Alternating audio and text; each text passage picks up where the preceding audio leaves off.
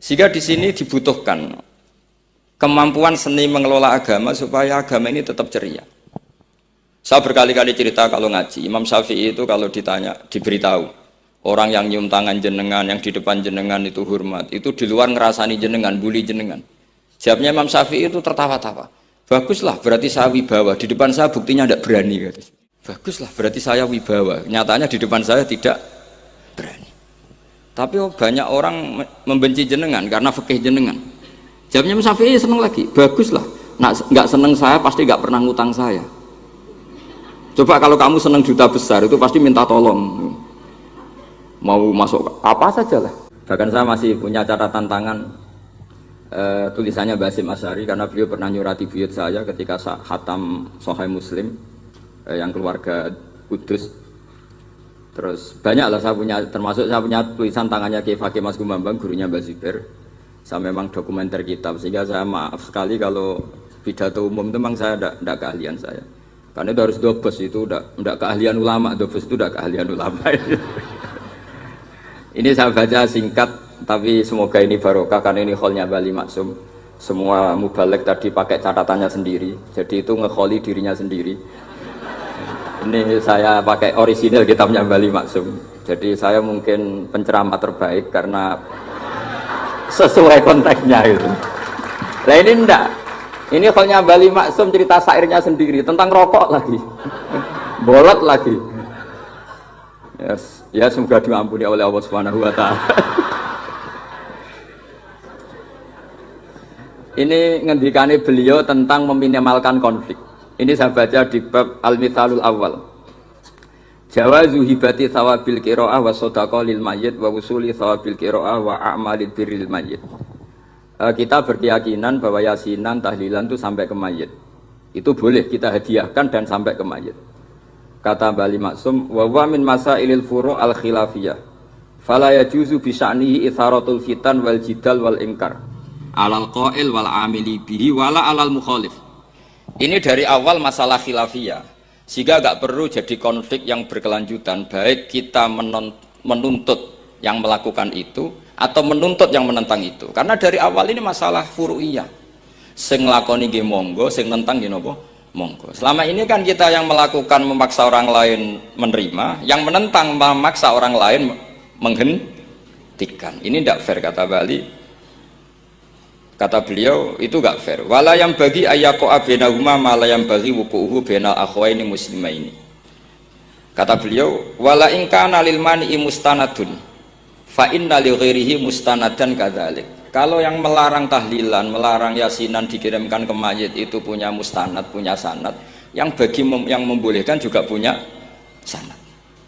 Kalau ada kiai yang kalau pidato nangis itu sanatnya banyak dan benar, tapi yang uraan kayak Pak Duta Besar juga banyak.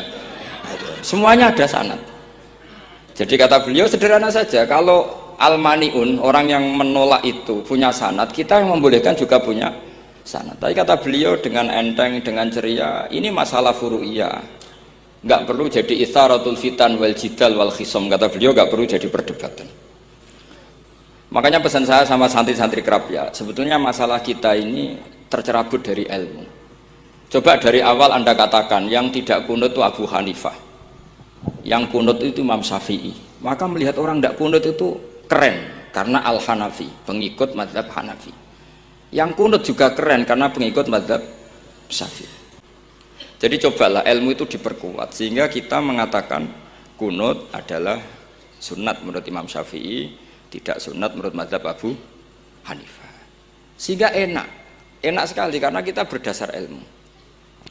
Menyangkut sawabul qiraah atau sawabu amalil khairi, apakah sampai ke mayat apa enggak, ini kata beliau, kata Mbah Ali Maksum, beliau justru menukil Ibnu Taimiyah yang notabene sering dipakai dalil para orang-orang sana. Saya tidak tahu itu orang sana itu Pak Duta itu yang tahu itu.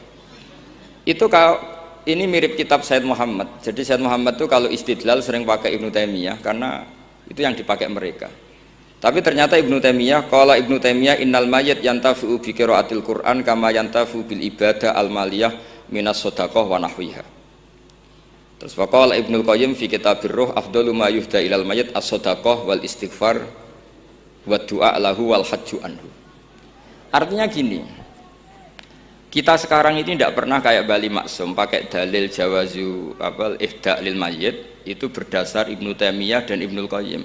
Kita seakan-akan Ibnu Taimiyah itu orang yang pasti melarang itu, sehingga kita itu terus mengatakan sing nyunatno tahlilan ku sapa, Mbah Hasim atau Mbah Fakih atau siapalah, meskipun riwayat ini mukhtalifah dari Mbah Hasim. Pertanyaannya adalah terus kesannya yang membolehkan itu hanya kiai lokal itu, kiai nasional itu. Padahal zaman Bali sudah mengajarkan kita yang membolehkan ihda'u a'malil khairi ilal mayyit, yang membolehkan hadiah Yasin, Fatihah, tahlil ke mayit itu adalah orang sekaliber Ibnu Taimiyah dan Ibnul Qayyim.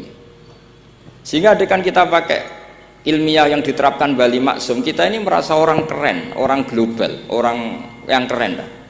Karena guru-guru kita Bali Maksum, Mbah Hamid biasa mentahlili, Mbah Munawir semua mentahlili guru-gurunya. Di level ulama global ada Ibnu Taimiyah dan Ibnul Qayyim. Tapi karena kita tidak baca, seakan-akan tahlilan itu hanya tradisi lokal yang tidak di ACC, tidak disetujui ulama kelas internasional. Padahal di sini jelas diceritakan Ibnu Taimiyah berpendapat qiraatul Quran yang dihadiahkan ke mayit atau tahlil itu boleh. Jadi ini sangat penting supaya orang itu pakai tradisi ilmu. Saya pernah ngaji sama Mbah Mun, diberitahu kalaupun Rasulullah pernah kunut sekali, biasanya perdebatan kan oke, Rasulullah pernah kunut tapi ahyanan. Pertanyaannya adalah setiap Nabi pernah melakukan sesuatu itu akan menjadi sunnatan mutaba'ah apa enggak? Tentu jawabannya iya. Nabi meskipun melakukan kunut andaikan hanya sekali, tapi karena pernah dilakukan Nabi, maka kebaikan ini akan menjadi sunnatan muttaba, sunat yang harus kita ikuti terus atau boleh kita ikuti terus. Jadi nggak boleh misalnya Rasulullah itu puasa Senin Kemis juga ahyanan, tidak selalu. Rasulullah itu tofa rokiban juga ahyanan, bukan selalu. Tapi apa saja yang pernah dilakukan Nabi maka berstatus itu akan sunat ila yaumil qiyamah. Sehingga nggak bisa misalnya di hadis itu ahyanan, kemudian kamu beristidlal ini boleh dilakukan hanya ahyanan karena Nabi juga melakukan hanya ahyanan. Tidak bisa seperti itu. Sekali Nabi pernah melakukan itu dan tidak dibatalkan lewat nasah mansuh, maka kesunatan itu ila yaumil qiyamah. Bagi yang tidak mensunatkan, monggo, itu ada Abu Hanifah. Makanya kata Mbah Maksum, kata Bali Maksum di sini diberi muqaddimah, wa wa min masailil furu' al khilafiyah fala yajuzu bi sya'nihi itharatul fitan wal jidal wal ingkar alal qail wal amili bih wala alal mukhalif. Jadi kita sendiri disarankan beliau, kamu juga enggak usah nantang debat sama mukhalif karena dari awal sudah masalah-masalah yang apa? Khilafiyah. Lalu terakhir pilihan-pilihan terus kemudian tetap memancing polemik. Saya mau cerita lucu di Ihya. Ihya yang katanya kitab sakral itu ya punya sisi lucu, sisi unik. Nabi Musa sebagai Nabi Bani Israel itu sering digugat karena orang Israel itu tukang debat. Terus Nabi Musa minta ijazah, ya Allah saya kasih ijazah seperti tadi. Beliau minta ijazah Mbah Mun tadi. Minta ijazah yang supaya orang itu tidak bisa berkata buruk sama saya. Semuanya muji saya. Jawabannya Allah itu unik. Ya Musa, hadza syai'un lam asna'hu li nafsi, fa kaifa asna'uhu bika. Aku pangerannya sering disalahpahami, pemenah kue katanya. Jadi makanya kalau ada orang bully beda faham itu biasa. Kata Allah, hadza syai'un lam asna'hu li nafsi, itu sesuatu yang saya tidak melakukan untuk diri saya sendiri.